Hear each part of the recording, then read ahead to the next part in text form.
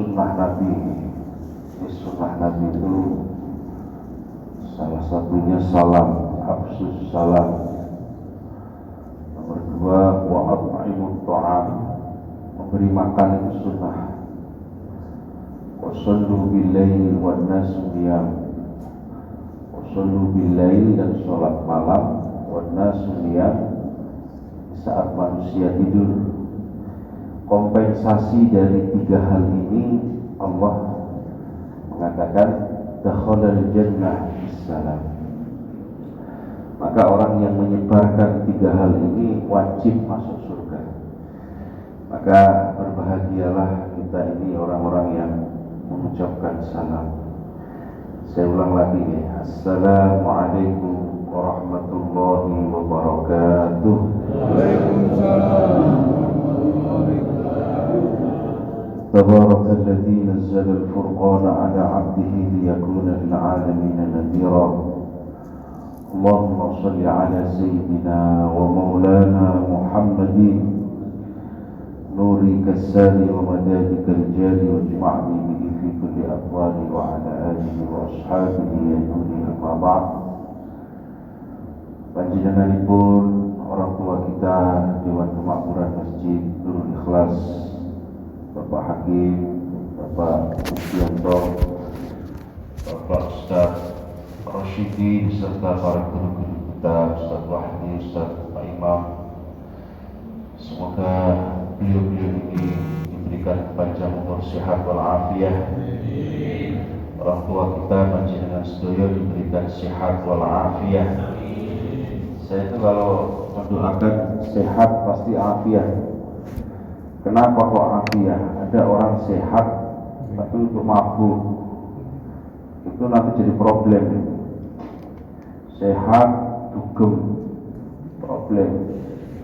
Sehat tawuran, problem. Makanya afiat ini penting. Sehat untuk taat kepada Allah, itu penting. Jadi man ihtada fa innama yahtadi li nafsi. Orang-orang yang paling beruntung di dunia ini orang-orang yang mendapatkan petunjuk dari Allah. Shiratal ladzina an'amta alaihim. Orang-orang yang diberikan tuntunan oleh Allah, jalan menuju kenikmatan. Di dalam Al-Quran ketika membicarakan tentang kenikmatan seks, kenikmatan mabuk, kenikmatan panjenengan jalan-jalan, makan, itu mata'un. Mata'un ini artinya kenikmatan yang terbatas. Panjenengan umur dikasih nikmat, tapi ada batasnya. Wa man nu'ammirhu nunakkishu fil khalqi afala ya'qilun. Panjenengan dikasih sehat, diingatkan oleh Allah, wa idza maridtu fa huwa yashfi. Ketika panjenengan itu sakit, maka hanya Allah yang akan mengobati. Ketika kita ini diberikan oleh Allah kelonggaran rezeki, diingatkan oleh Allah, wa idza buyitum bitahiyyah. Dan Allah lah yang maha meluaskan rezeki, yudillu bihi man yasha wa tu'izzu man tasha ubiyadikal khair. Lah ada satu nikmat yang oleh Allah diberikan, satu nikmat yang disifati oleh Allah tidak akan pernah luntur. Ketika Nabiullah Ibrahim alaihi salatu wassalam ketika dimasukkan ke api, Allah berkata kepada api, "Kunna ya naruni bardan wassalam ala Ibrahim." Hei api, jadilah kamu barda. Barda itu dingin. Salaman, dan sampaikan salamku kepada Ibrahim. Ketika Nabiullah Yunus alaihi salatu wassalam diberikan ujian yang luar biasa oleh Allah, di situ Allah menjadikan Nabi Yunus justru mengingat Allah. La ilaha illa anta subhanaka inni kuntu minadh-dhalimin. Jadi orang yang beriman itu menyifati hidup ini sangat histeris, Pak. Sangat luar biasa. Air yang satu teguk ini, kalau kita sifatin itu Wa in ta'uddu ni'matallah. Coba sekali-kali kamu berpikir dengan nikmat yang Allah berikan ini. La tuhsuha, kau tidak mampu berpikir. Kau tidak mampu menganalisisnya. Kamu mampu sesuai kemampuanmu saja. La tuhsuha. Tetapi disifati oleh Allah, innal insana la zaluman kafar. Tapi banyak manusia yang zalim. Banyak manusia yang terjebak dengan nikmat yang sementara. Banyak manusia yang terjebak dengan nikmat-nikmat yang terbatas. Tapi manusia justru tidak tertarik dengan nikmat yang abadi. Apa itu? Shiratal ladzina an'amta 'alaihim. Jalannya para nabi, jalannya para salihin, jalannya orang-orang yang berjuang di jalan Allah, jalannya orang yang taat kepada Allah. Makanya kita ngaji pagi hari ini dalam rangka memahami konsep kehidupan yang Allah berikan itu apa, maknanya apa. Makanya pentingnya kita ngaji ya. Alhamdulillah wa kafa wassalatu wassalamu ala nabiyil mustafa. Maha suci Allah yang telah mencukupkan segala nikmat bagi kita. Wassalatu wassalamu ala nabiyil mustafa, dan salam sejahtera Allah hanya untuk al-mustafa, yaitu yang dipilih Allah baginda Nabi besar Muhammad sallallahu alaihi wasallam. Huwal mustafa. Allah yang menyifati Rasulullah itu al-mustafa. Al-mustafa itu yang terpilih. Huwal mujtaba. Dialah Allah yang diagungkan oleh Allah, yang dicintai oleh Allah. Huwa nurul alam, ialah cahaya alam. Huwa yanba'ul alam, ialah sumber daripada ilmu. Dialah kekasih Allah yang terpilih, baginda Nabi besar Muhammad sallallahu alaihi wasallam. Keren apa betul Pak? Jenengan melihat kanjeng Nabi itu wal awwalu wal akhirun, Nabi yang dimuliakan dari yang pertama hingga yang terakhir. Dalam satu hadis qudsi dikatakan, Allahu jalaluhul akram. Dialah Allah yang maha kuat dan maha dahsyat. Huwan nurul awwal. Dialah yang menciptakan pertama dari cahayanya, yaitu baginda Nabi besar Muhammad, yaitu Nur Muhammad sallallahu alaihi wasallam. Maka para ulama itu kalau mensifati Nabi, ya man khuliq min nuri rabbi, ya man khuliq min nuri rabbi, yang tercipta dari cahaya Allah. Berbeda dengan Adam, berbeda dengan kita. Khalaqahu min turab, thumma min nutfah. Kita ini diciptakan oleh Allah dari tanah. Dalam satu kitab Kaifiyatul Khalq diceritakan ketika Allah memerintahkan malaikat Jibril alaihi salatu wassalam, Jibril, kamu saya suruh ambil tanah. Tanah ini enggak mau Pak, karena tahu nanti ketika manusia itu diciptakan akan disiksa. Diturunin Israel, enggak mau tanah. Sampai kemudian Mikail ini mempunyai trik agar manusia ini, agar tanah ini mau jadi manusia. Diingatkan oleh Mikail, nanti di dalam dirimu ada yang disebut Nur Muhammad sallallahu alaihi wasallam. Akhirnya kemudian turab ini diangkat oleh Allah. Ketika diangkat, gak langsung jadi manusia, ditaruh di dalam tempat yang sangat mulia. Kemudian setelah itu tempat itu jadilah tempat itu sampai kemudian jadilah manusia, sampai kemudian dalam dahinya itu ada nur yang tercipta dari Nur Muhammad, ditaruh di keningnya, makanya tempat buat sujud di situ. Kemarin di Morowali ada seseorang yang ekskavator, orang Cina punya pabrik mau diratain, itu sampai 30 hari belum ketemu jasadnya Pak. Sampai sedahsyat itu, walaupun karena Bani Adam. Coba kalau yang mati ayam, coba yang mati kucing, bodoh amat. Coba yang mati apalagi, burung apalagi. Tapi manusia sampai begitu dahsyatnya. Ketika manusia yang mempunyai kejahatan saja, manusia itu oleh Allah diperintahkan ngurus yang baik, makamkan yang baik, mandikan mereka, doakan mereka. Itu yang jahat, Pak. Apalagi orang-orang saleh. Wafatnya mautul alim, mautul alam. Matinya orang-orang yang berilmu, orang saleh, menangisnya seluruh alam ini. Jadi kita bicara ilmuwan ya.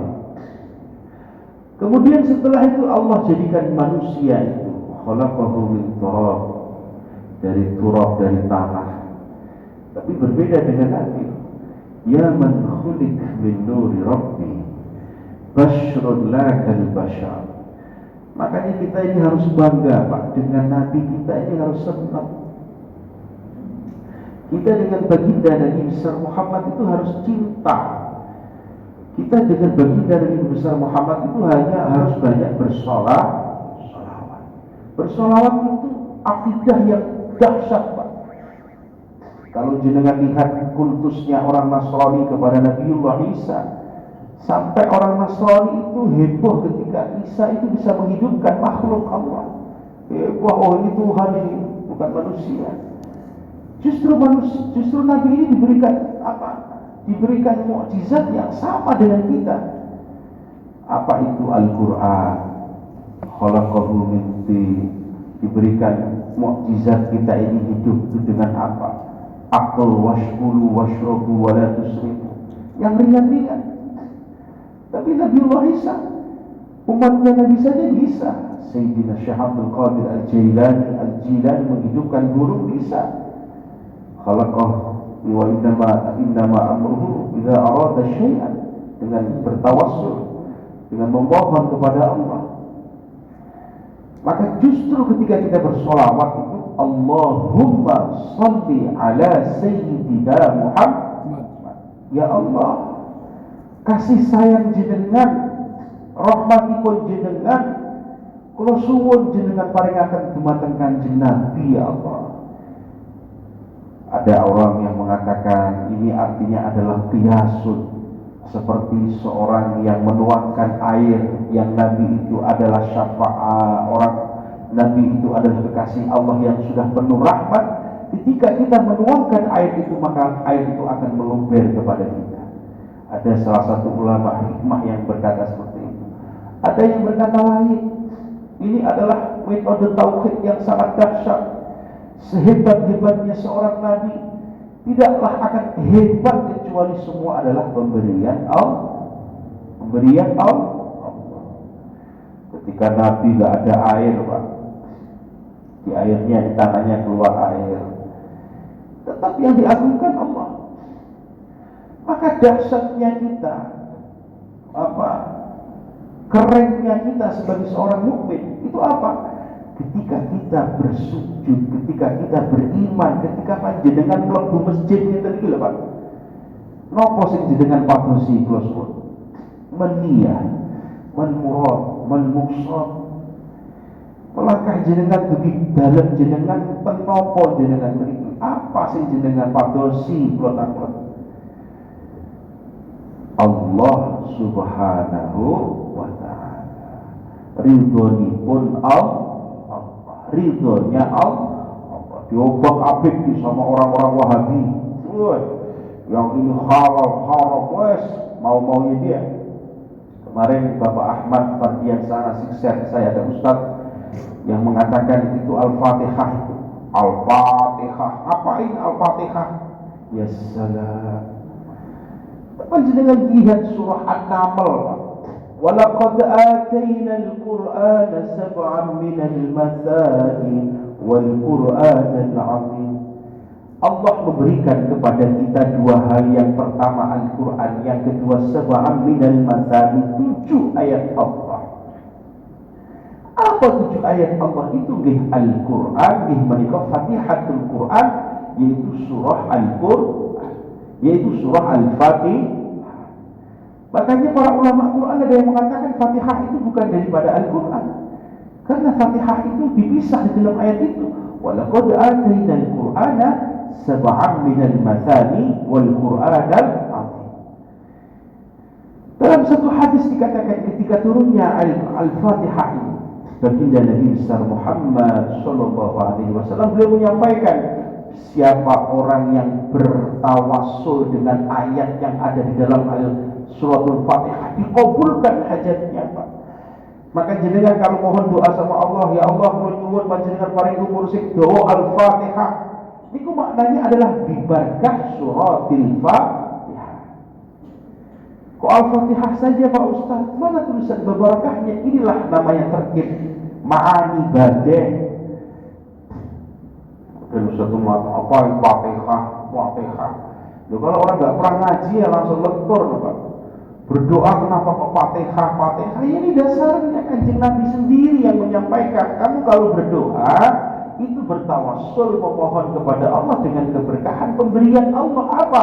Yaitu suratul Fatihah.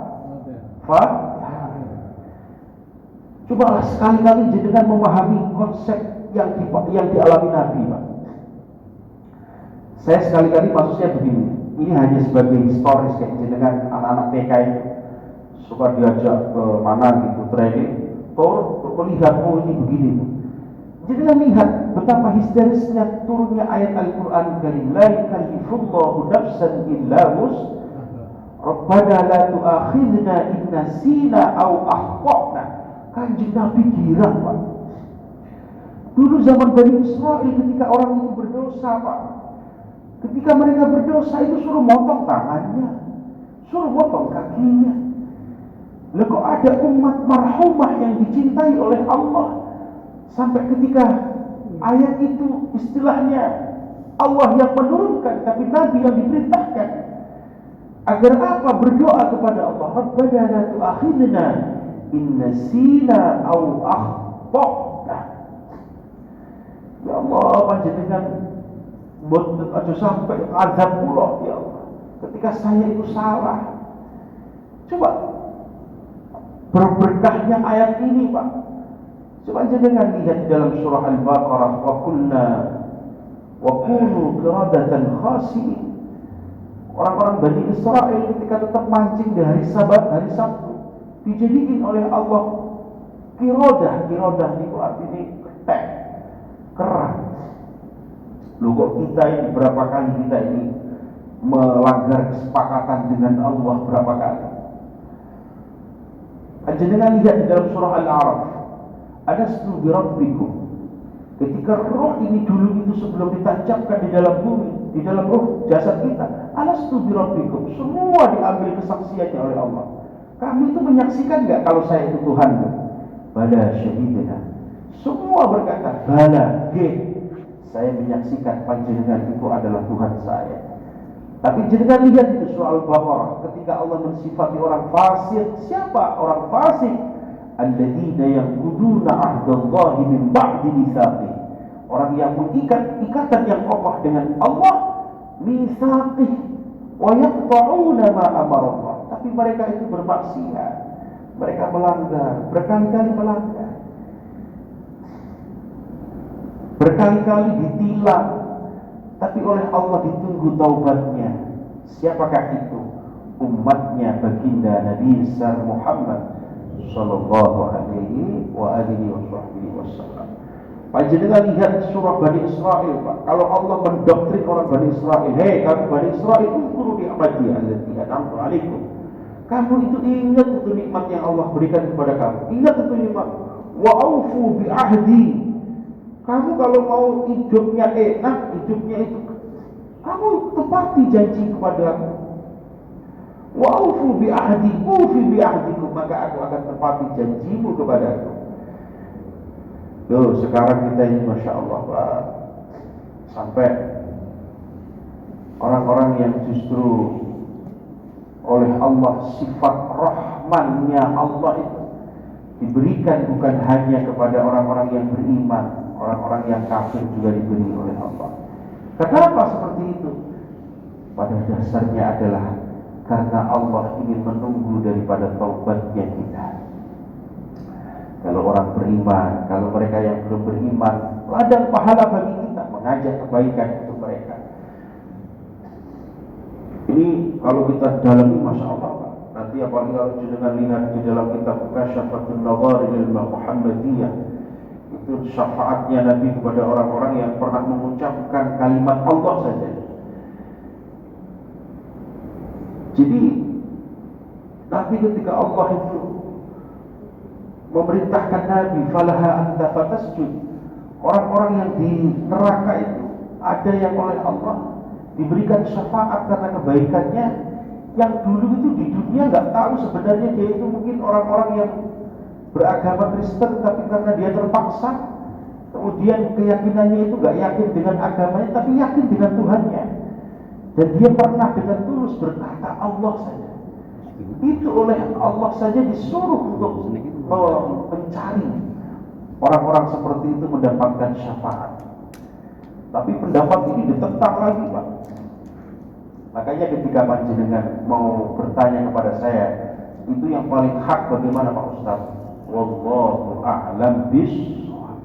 Tapi saya menerangkan tentang besarnya rahmatnya Allah kepada hamba-hambanya, khususnya dari umat marhumah, yaitu umat baginda Nabi besar Muhammad sallallahu alaihi wasallam. Mohon maaf saya belum mengucapkan minal aidin wal faizin. Mohon maaf lahir dan batin. Manusia itu wajib mohon maaf, karena orang yang ibadah itu fasilitasnya bukan hanya sholat. Ibadah itu fasilitasnya bukan makan saja, bukan sedekah saja, tapi dia diberikan oleh Allah satu fasilitas yang lain, fa'fu anhum wasfah jamil. Ada satu ibadah yang Allah cintai, yang tidak kalah kerennya, yang tidak kalah baiknya dengan ibadah yang lain. Apa itu? Fa'fu anhum, mohon maaf. Ini penting. Problem hidup itu muncul karena ini nggak ada. Maka siapa orang yang memohon maaf, ialah orang yang mendapatkan banyak kebaikan. Siapa yang memaafkan, ialah orang yang mendapatkan rahmat. Maka ini penting nggak itu ini karena manusia itu nggak ada yang sempurna, Pak. Yang pengen sempurna itu kan rata-rata ibu-ibu. Ibu itu kalau melihat maunya sempurna terus. Lihat suaminya maunya sempurna, gimana betul Bu? Makanya orang itu gak ada yang sempurna. Kullu bani Adam khata'un wa khairul khata'in al-mustaghfirin. Setiap keturunan Bani Adam itu adalah tempatnya khata', lupa, wa khairul khata'in al-mustaghfirin. Dan sebaik-baiknya orang yang salah adalah yang memohon maaf kepada semuanya. Mohon izin, mungkin ini kan pembukaan Pak, jangan banyak-banyak. Mungkin bapak-bapak ada yang bertanya silahkan.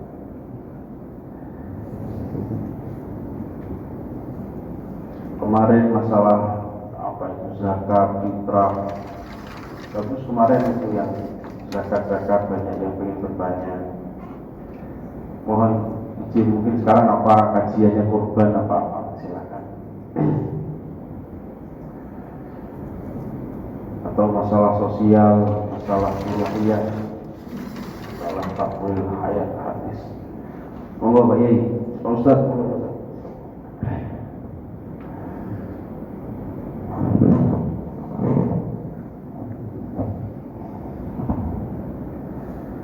Bapak, monggo Bapak.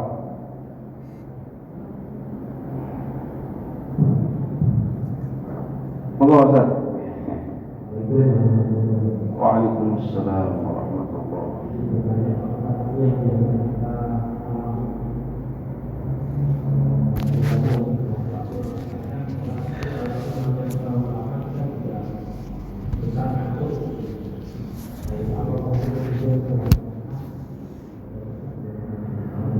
Mohon izin ayahanda kami, para jemaah semua yang dimuliakan Allah. Dulu Allah itu, Rasulullah pernah mengkritik orang-orang yang sholatnya lambat, jabir. Sholatnya itu lama, bacanya surah lama, bacanya ini lama. Makanya khairu umuri awsatuha, sebaik-baiknya umur itu perkara itu yang tengah-tengah. Lihat Pak Audien, wah ini izin Pak, saya tuh kalau sholat, kalau di tempat lain, saya tuh kalau dinas di Aktin atau di Istiqlal, saya tuh 1 juz Pak. Saya kalau di Aktin, tapi saya kadang-kadang ya nggak sanggup juga. Kalau lagi sehat, saya suruh gantiin teman saya, Fauzi itu teman Aktin. Gus, apa itu Ustaz, gantiin saya di Aktin, 1 juz. Tapi konsepnya disepakati dulu. Tapi kalau di yang sepuh-sepuh begini ya, khairu umuri awsatu. Maka Nabi itu pernah mengkritik orang-orang yang panjang-panjang itu, audiennya makmumah itu yang sepuh-sepuh. Jenengan itu nggak usah cari perfectnya ibadah dengan Allah. Kita itu kalau sama Allah itu mending cari amannya aja. Cari aman itu maksudnya kita jadi orang KO aja. Ini penting saya sampaikan. Kita itu berhadapan sama Allah, jangan menjadi orang yang mau pamerkan ibadah kita. Habis kita dihitung sama Allah. Orang Bani Israel itu ditanya sama Allah, hei kamu masuk surga kenapa? Karena ahli ibadah. 1 mata diambil sama Allah. Ini 1 mata nikmat ini, sekarang saya hitung dengan pahala kamu selama 500 tahun. Gak imbang Pak. Maka ketika kita, orang itu harus bijaksana. Penting, apalagi sepuh-sepuh. Udah yang penting tomainahnya cukup, sholat tak selesai. Nanti nggak ada masalah. Yang penting ini usul kita sama Allah. Usul itu nopo itu hati jenengan itu sampai. Apa tandanya itu Pak Ustadz? Rasa syukur kita kepada Allah. Bentuknya macam-macam Pak. Jenengan nggak boleh menilai orang itu dari perspektif fikih doang, nggak bisa. Sahabat Nabi itu, jenengan maksudnya begini, orang yang sholat itu kayak saya nih pakai jubah. Saya itu kalau di rumah nggak pakai baju Pak. Saya itu lebih seneng nggak pakai baju, ngurusin santri saya itu nggak pakai baju Pak. Tapi kalau saya di foto-foto ya nggak bisa loh nggak pakai baju kan. Protes orang banyak. Sama lihat Gus Dur itu, Gus kenapa jenengan kok keluar istana nggak pakai celana? Ya biar nggak diakui presiden. Jenengan presiden, dia biar nggak diakui presiden. Betapa ringannya seorang Gus Dur itu melihat presiden itu bukan suatu hal yang histeris. Apalagi mensifati orang yang ada di masjid. Ringan-ringan saja. Maka pentingnya kita itu di dunia ini usul sama Allah. Usul itu sampai Pak. Panjenengan setelah ini olahraga, Bismillahirrahmanirrahim. Saya olahraga biar saya sehat, biar bisa sholat. Loh ini kok berarti jenengan cinta kepada Allah. Saya pengen makan. Sampai Nabi pernah mengatakan Allah senang sama orang yang makan kemudian setelah makan dipuji Allah. Itu usul dia dengan Allah. Gak usah dilihat lipstiknya Pak. Saya pakai peci dikritik, saya gak pakai peci dikritik. Apa yang menjadi problem untuk Anda sehingga jenengan terlalu banyak mengkritik? Orang itu gak pakai peci itu gak masalah. Kenapa pakai peci? Sunnah. Kenapa harus sunnah? Ini Pak, tempat yang paling rawan manusia itu ada di ubun-ubun. Kata Nabi ini harus ditutup, makanya suruh disunahin pakai peci. Tapi kan dia nggak pakai peci, mereka merasa kuat, nggak apa-apa kan? Gitu. Jadi masalah furu'iyah jangan dibuat besar. Maka kita sebagai iman harus bijaksana. Penting ini bijaksana itu penting, Pak. Sama kalau tahu di saya itu paling nggak suka sama orang terlalu ribet, agama dibuat ribet. Di Cibubur itu ada Pak namanya Komplek Bukit Permai. Saya pernah disuruh gantiin Habib Umar Al-Hamid di sana. Saya ceramah, saya suruh taraweh kalau nggak salah. Saya itu kan kena gula. Wah, ini taraweh harus jam 9:30 harus selesai. Kondisi saya lagi drop, nggak ngomong dulu. Sabtu itu langsung 1 juz. Wah ini harus ini Pak, saya disediain susu beruang ini biar kuat saya. Suara itu kan harus ngomong terus. Kalau sampai makmum nggak ada problem, saya jadi problem. Akhirnya ya harus dengan semampu kita. Ya tapi nggak apa-apa orang-orang yang punya semangatan beribadah bagus. Tapi jangan sampai kebagusan panjenengan itu membuat jenengan melihat yang lain itu jelek. Jadi kalau saya itu paling suwate Pak. Saya itu kalau di pondok saya sering baca itu kulhu terus, kulhu. Saya itu kalau mengimami kulhu Allahu ahad. Apalagi sekarang saya itu di pondok saya itu nggak pernah ngimamin Pak. Yang seru saya imamin itu anak saya namanya Umar itu sekarang. Imam, kamu terus, kamu imam, kamu ngaji. Kita harus sudah saatnya ganti generasi. Kalau sampean lihat saya terus, nggak mungkin kamu bisa maju. Nah, kemarin Kolonel Nuruddin udah meninggal Pak. Makanya saya kritik itu orang-orang itu. Kalian kalau nggak membuka keran bagi orang-orang muda untuk maju, kenapa kemudian yang tua-tua doang yang suruh ceramah setiap hari? Blenger kita ceramah Pak. Kayak begini nih Pak, saya ceramah begini, istighfarnya sehari 2 hari saya. Tapi besok suruh ceramah lagi di Ziyatus Salam, yang lagi saya. Maksud saya apa? Jadi orang itu yang biasa saja. Jadi tunjukkan justru agama itu ringan, agama itu mudah, dan yang besar itu hanya Allah. Yang besar itu hanya baginda Nabi besar Muhammad Sallallahu Alaihi Wasallam. Mohon maaf Pak, saya ngomong begini karena dikasih mic. Coba kalau nggak dikasih mic, orang nggak kenal saya. Ini penting saya sampaikan. Tapi namanya amal itu yang maha tahu Allah. Panjenengan punya amal sir-sir saya nggak tahu loh. Mungkin amalnya Pak Ustadz Fulan. Amal itu bukan hanya sedekah saja, dimaki-maki istri juga amal. Sabar, dimaki orang sabar itu susah loh Pak. Dimaki istri kok begini. Nah itu kalau Allah senang bisa menjadikan ridho. Makanya perfect di dalam amal itu yang tahu hanyalah Allah. Tapi kita dituntut oleh Allah apa? Innamal a'malu kita harus tetap menjaga niat. Karena niat ini manfaatnya luar biasa Pak. Panjenengan lihat Imam Nawawi itu umurnya 43 tahun Pak. Tapi sampai sekarang Imam Nawawi itu dikenang karena niat ini loh Pak. Sama dengan Imam Syafi'i di umurnya itu sekitar sudah cuma 57 tahun. Sekarang sudah hampir 1300 tahun tetap dikenang Imam Syafi'i. Kenapa? Karena niatnya. Jadi penting saya sampaikan kepada kita, niat itu sangat mempengaruhi amal kita. Diingatkan oleh Nabi, "Faman kana hijratuhu ilallahi wa rasulihi, fa hijratuhu ilallahi wa rasulihi. Faman kana hijratuhu ila dunya aw imra'atin ma nakaha minha, fa hijratuhu ila dunya aw imra'atin ma nakaha." Contoh kayak Imam Sudais Pak. Imam Sudais itu kalau imami di Makkah, di Madinah tidak pernah pakai bismillah. Karena menganggap ayat 7 ayat Al-Quran itu tidak memakai bismillah. Ya gak apa-apa. Tapi kemudian kalau di Istiqomah pakai bismillah. Ya silahkan. Jadi lihatlah audien makmum. Kalau makmumnya orang kampung ya kulhu, yang penting sholat. Penting Pak, mewariskan kehidupan beragama itu penting. Daripada orang protes dengan agama malah bahaya loh Pak.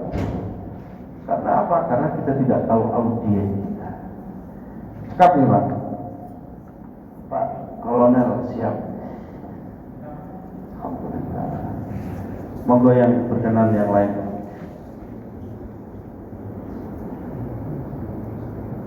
Bapak harus biasa mengkritik orang. Mengkritik itu jangan di belakang Pak. Kayak begini bagus Pak. Saya itu gak cocok mungkin dengan NO yang suka tahlilan, gak apa-apa.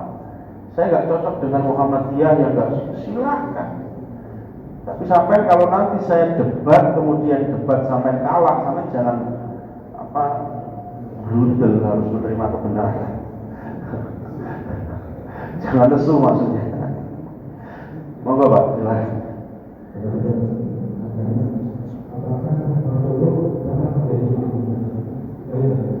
Apakah Dalam banyak riwayat Rasulullah Shallallahu Alaihi Wasallam ketika menjadi makmum itu, ketika Rasulullah mau nazar, mau wafat, ketika tidak keluarnya Nabi, ketika sudah satu rakaat Sayyidina Abu Bakar itu kemudian Rasulullah keluar. Ada riwayat yang lain mengatakan bahwasanya ketika itu karena membatalkan suatu haram. Ini walaupun didehemi sama para sahabat, Sayyidina Abu Bakar terus melanjutkan. Kepentingan Bapak bertanya itu apa? Saya mau tanya. Jadi kan lo bertanya makmumnya Nabi itu kenapa? Saya tanya. Ngetes atau ada unsur-unsur apa? Saya bertanya sampai. Enggak menarik itu. Pertanyaan enggak menarik itu.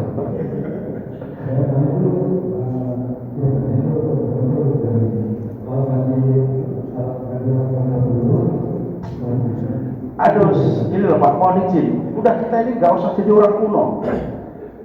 Sampai Imam jenengan itu Abu Hasan Al-Asy'ariyah. Sampai tahu nggak Abu Hasan Al-Asy'ariyah itu seorang imam yang keren, Pak. Saya itu punya kitab namanya Abdul Faruq, kitab At-Takbir wa Ta'wil Quran. Itu ada 20 jilid, Pak, cuma dalam bentuk PDF.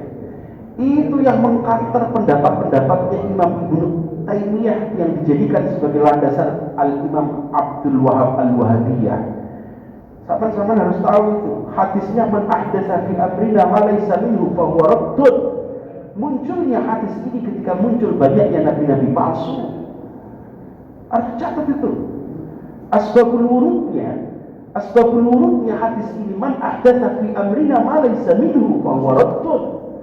Yang tertolak itu akidah yang baru. Mereka mengatakan Isa sebagai nabi, tertolak. Tapi justru ketika imajinasi, Pak, agama yang membuat, tidak Pak, mohon maaf, orang itu yang apa? Orang yang mengatakan isbal. Sampai pernah nggak dengar hadis Nabi yang mengatakan Nabi pernah pakai celana? Nggak ada. Kita itu melihat teks Nabi, kehidupan kita ini dipraktekkan sama seperti kanjeng Nabi, tidak ada. Maka di situ kita ini berperan, otak kita ini berperan melihat ma huwa yuza'u fil khair, menarik yang kebaikan, wa yudfa'ul bala, menolak keburukan. Man ahdatsa fi amrina, itu hadisnya Pak. Kullu bid'ah dhalalah wa kullu dhalalah finnar, ini sudah diselesaikan ulama zaman dulu. Orang-orang sekarang aja yang setelah belajar, setiap sesuatu yang baru kulun itu di dalam tata bahasa Arab itu terjadi berbagai hal. Kulun min ba'di kul, sebagian dari sebagian. Oke, paham ya? Makanya Imam Syafi'i mengatakan bid'ah itu terbagi menjadi bintang bakli. Ini saya buat orang SD aja biar paham ini. Mereka mengatakan sesuatu yang baru di dalam masalah agama pasti itu bid'ah, tapi masalah dunia katanya nggak apa-apa. Nggak bisa seperti itu. Imam Syafi'i saja mereka itu berani melawan, Pak. Sampai kalau melihat, Pak, beraninya mereka. Kalau Nabi saja mengatakan kullu bid'ah, kemudian jarok, beraninya Imam Syafi'i itu melawan Nabi dengan membagi bid'ah ada 5 kata. Mereka begitu. Bukan begitu, Mas.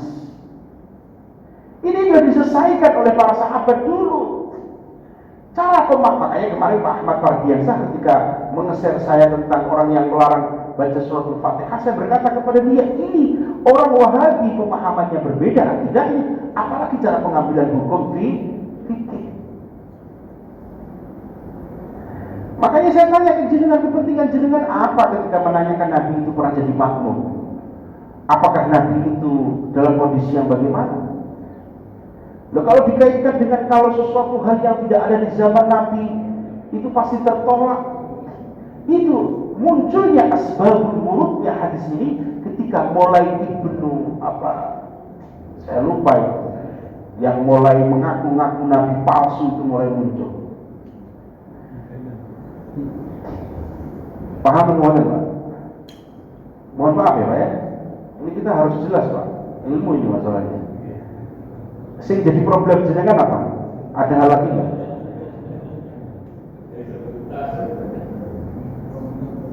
Apa Pak? Berikut.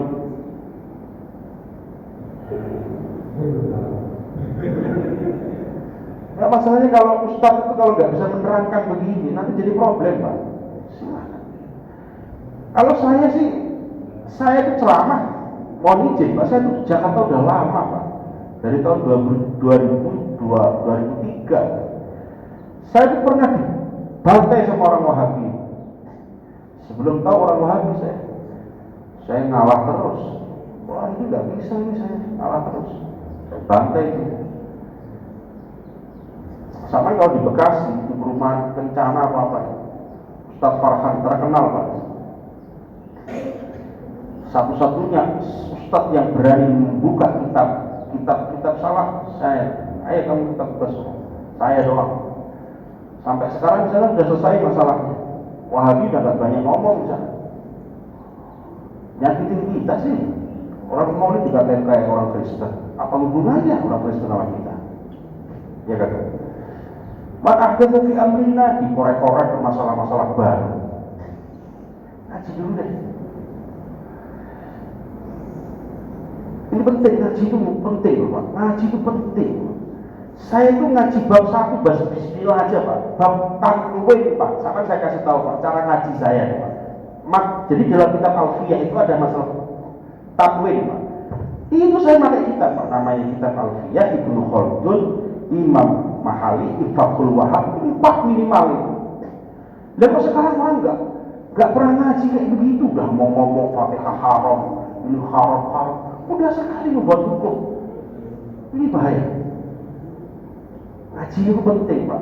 Makanya saya itu ketika ngaji itu gak langsung memberikan jawaban, tak angen-angen bisik. Ini apa maksudnya?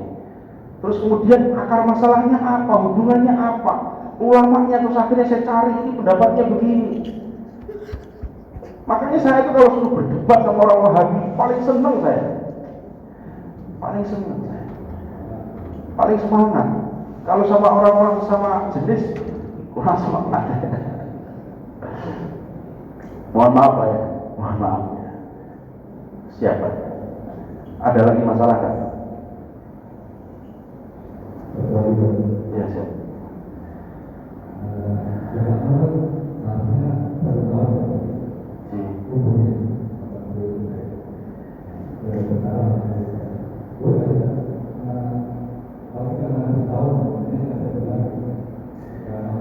Nyun sewu nggih Pak.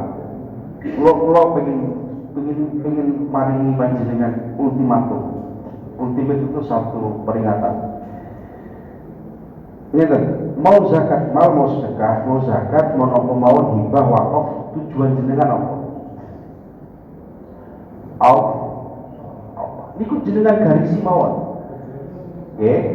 Kalau zakat mal itu harta kalkulasi jenengan. Panjenengan gak ada duit ke rekening jenten 1 juta. 90 itulah. Niku jenengan dalaken ataupun panjenengan 2,5 juta wajib. Hukumnya wajib. Karena khudz min amwalihim tutahhiruhum. Niku pun jenengan harus keluarin niku. Nek jenengan boten ngeluarin dosa. Paham ya? Tujuannya adalah karena jenengan sudah ada sudah ada haulun waktu 1 tahun dan sudah ada nisab, itu syaratnya zakat mal. Paham ya?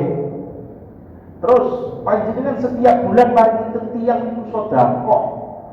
Sedekah itu nggih tetep hukumnya khudz min amwalihim shadaqatan tutahhiruhum. Paham ya? Jadi jenengan mengenai sedekah niku nggih secara hukum Pak. Niku nggih membersihkan harta panjenengan. Sakniki niki secara fikih Pak. Niki secara fikih. Fikih niku sedekah, zakat semua khudz min amwalihim tutahhiruhum, membersihkan harta kita. Tapi secara iman, hikmah, tasawuf Pak, Allah itu seneng tiang sing sedekah. Dipuji sama Allah, ma'indakum yang fadl. Kuwi lho sing mbok sedekah niku bakal dadi duitmu sing bakal abadi ya kuwi. Sedekah ning bojo, sedekah ning anak, sedekah ning wong liya, sedekah ning masjid, sedekah ning anak yatim.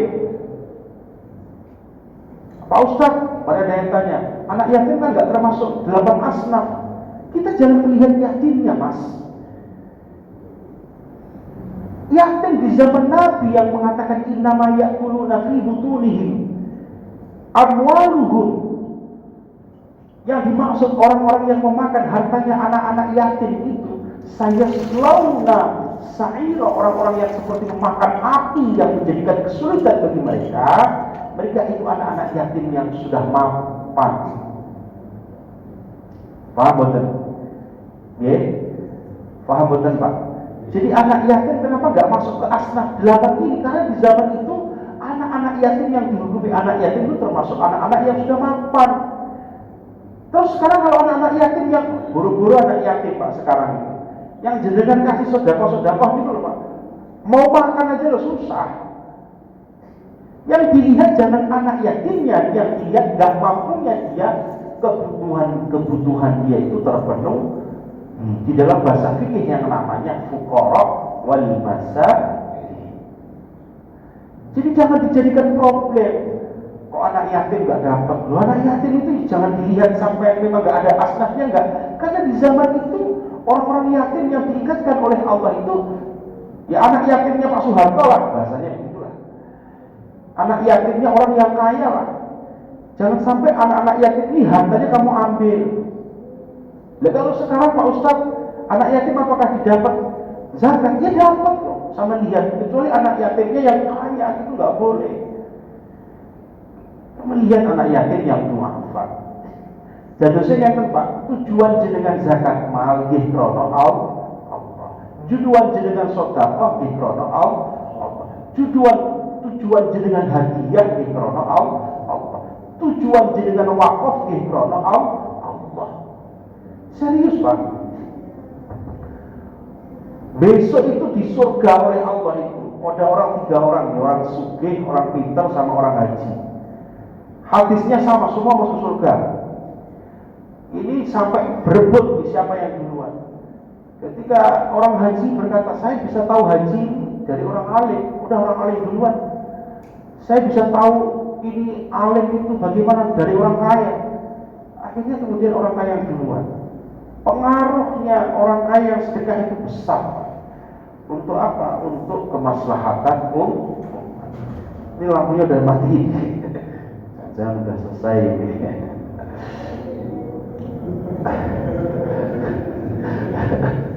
Ini kan macam-macam kan, makanya bisa sindiran, bisa macam-macam. Bisa sindiran kebanyakan macam-macam. Sudah Pak ya, jadi banyak ilmu juga repot Pak. Omongan terlalu banyak itu resikonya pertanggungjawabannya terlalu banyak. Maka kita kurangi dengan bacaan istighfar kita kepada Allah. Mari kita bersama-sama mohon kepada Allah agar Allah mengampuni kita. Kita oleh Allah diberikan ilmu yang manfaat, barokah di dunia dan dunia akhirat. Amin. Al-Fatihah.